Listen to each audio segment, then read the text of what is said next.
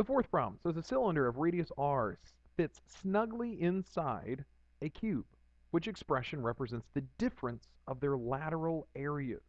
Notice it doesn't say the difference of their surface areas, but their lateral areas.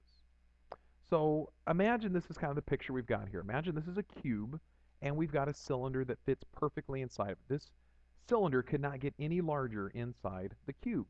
And it tells us that we've got a cylinder with radius r. The first thing you need to realize is how does the cube relate to and could use r to figure out some dimensions of it. And so if you notice, if the radius is r, well then the diameter all the way across here would be 2r's.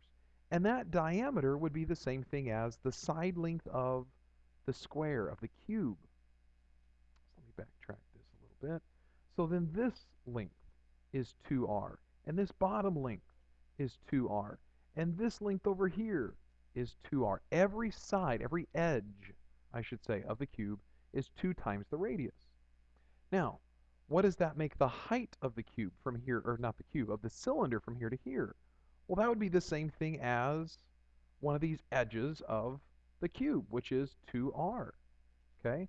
So this height is really 2 radiuses.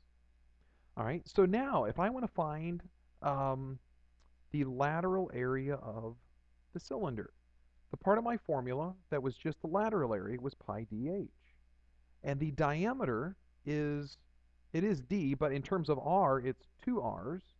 So I'll plug in 2r for diameter, and the height was 2r as well. So 2r times 2r is 4r squared.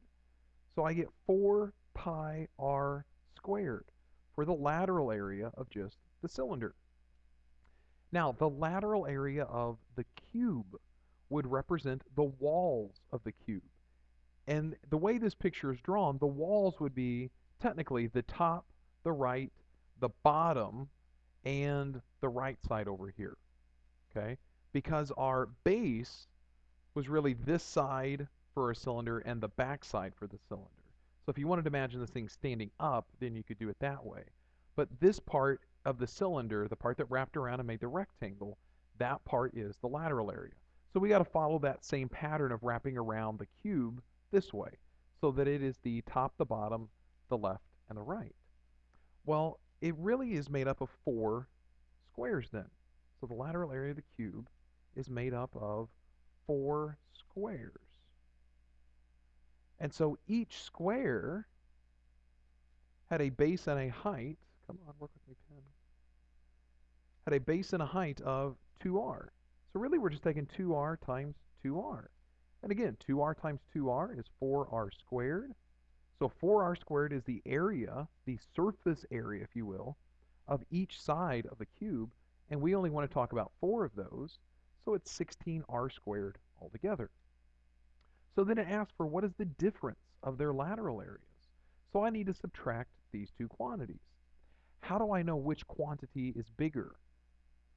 Well, if I thought of 4 pi versus 16, 4 pi is going to be 12.56 if I called pi 3.14, and this 16 is larger, so the lateral area of the cube is larger than the lateral area of the cylinder. So I want to subtract really the lateral area of the cube and the lateral area of the cylinder in that order, because I don't want to get a negative area in the end, negative difference. All right, so 16r squared minus 4 pi r squared, and you notice this isn't the same answer as this yet, but what I got to look at is what those two terms have in common.